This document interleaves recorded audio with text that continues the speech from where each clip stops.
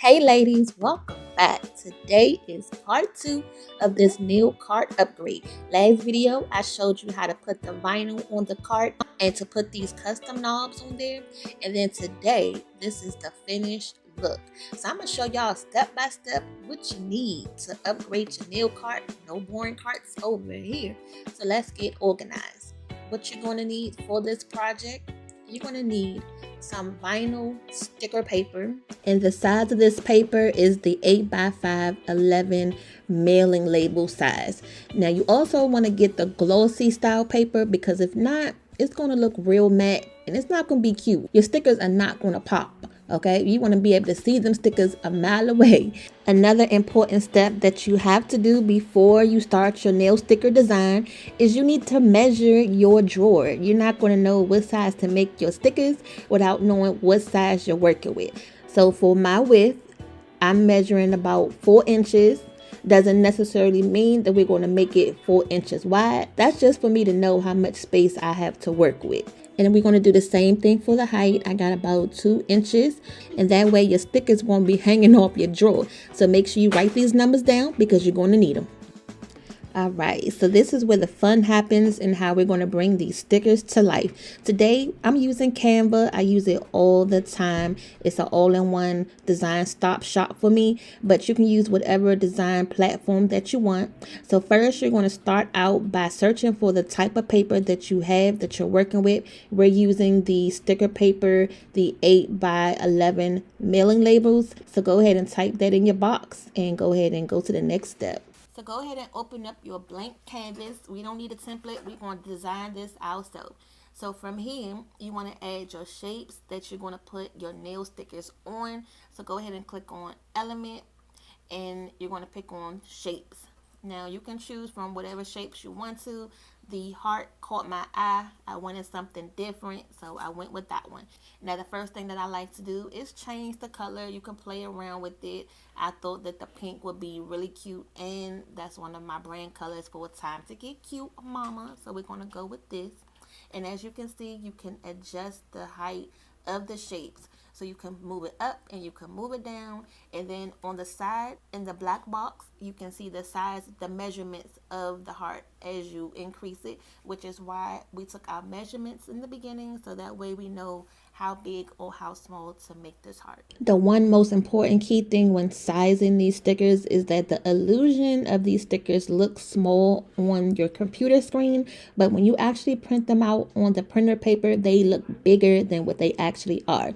So based on our measurements, I feel comfortable that we're going to go in the range of about 3 for our width and about 2, around 2.7 for the height.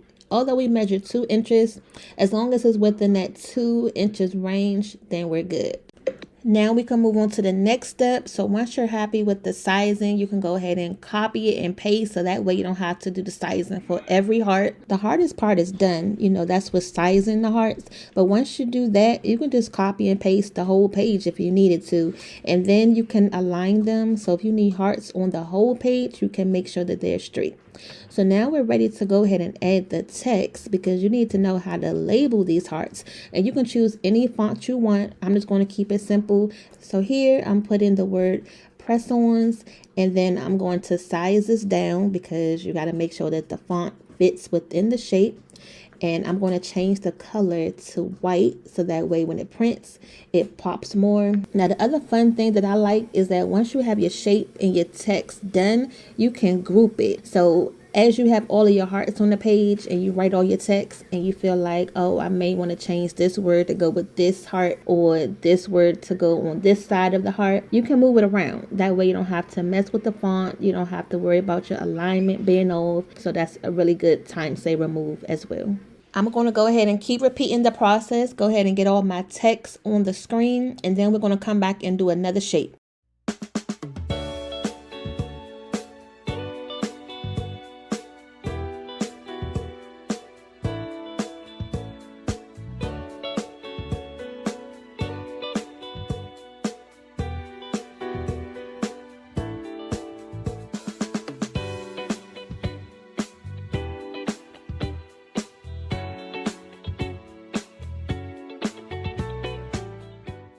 So we're going to go ahead and play around with another shape to make our nail cart stand out a little bit more.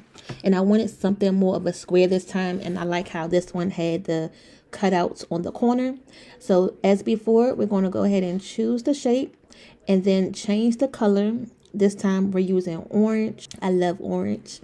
Now I want this shape to be on the longer side, so I'm going to make the width at about 4, and I'm going to make the height at about 2. Now remind you, it may look small on the paper, but when you print it out, it's going to be bigger. All this really is copying and pasting. Once you got the fundamentals down, you're pretty much good to go from here. We're going to do the same thing, adding in our text. I figured this one we can call polygel.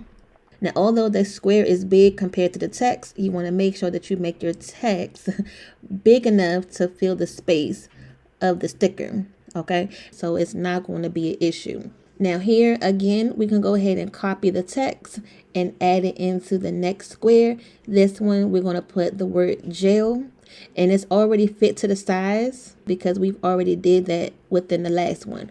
But because this is a 3-letter word, if you want to make it a little bit bigger, that way it can fill more of the square, go right ahead. Okay, now I hope this is getting easier for you. Now that you can see the concept of this, we're going to go ahead and start another set of these orange set of stickers. Go ahead and comment down below if you like the hearts or the squares so far.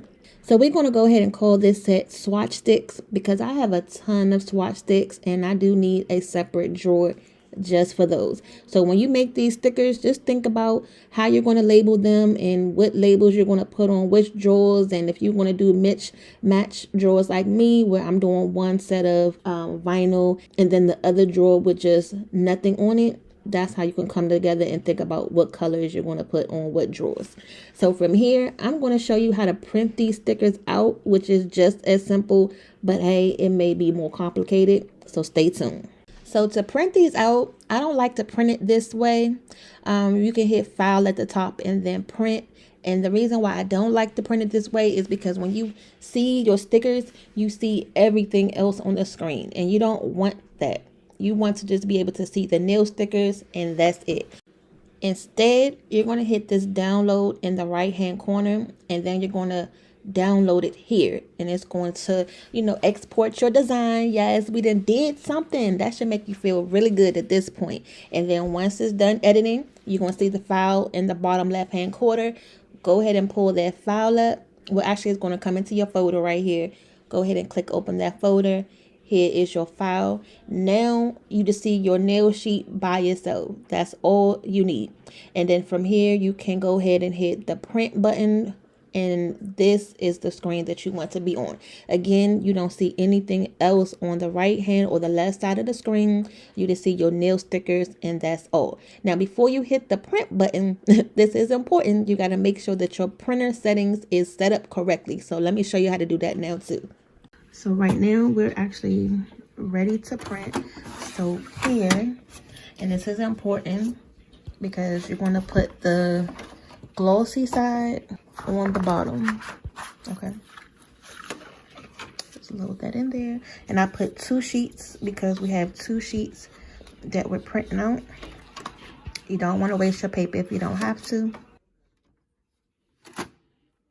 Okay, when you click paper type, you have the choice for plain paper, photo paper, specialty paper, and then specialty paper matte. Ours is specialty paper glossy, so you want to make sure you have the glossy set up. And then once you do that, you're going to hit done. So it's set up now. That's good.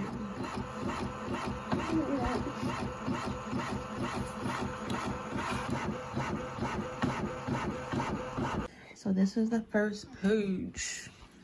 Done.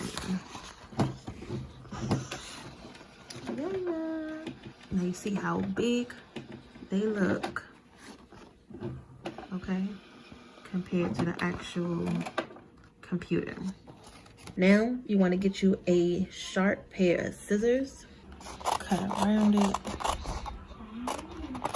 each one.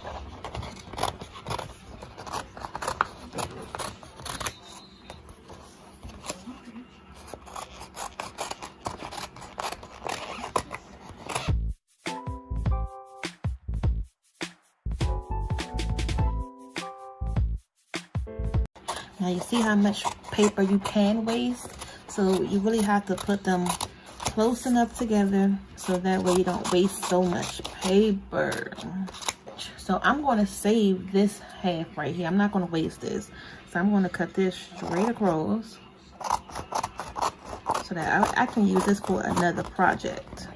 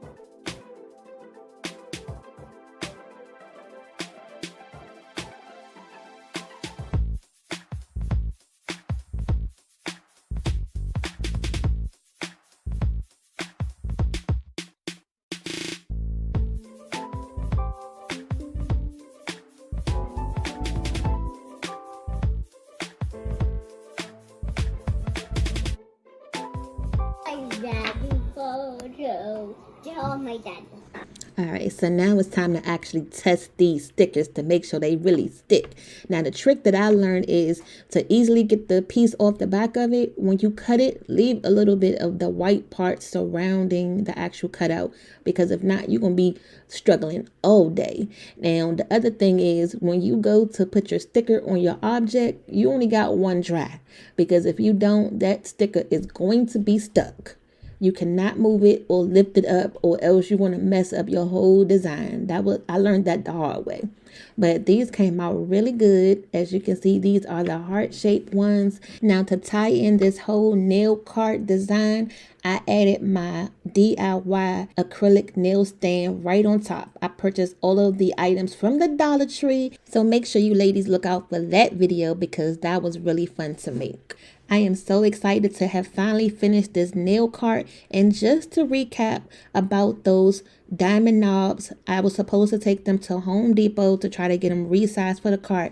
I did that, and that was a journey in itself. I was so upset because they didn't have the right screws to go with them knobs.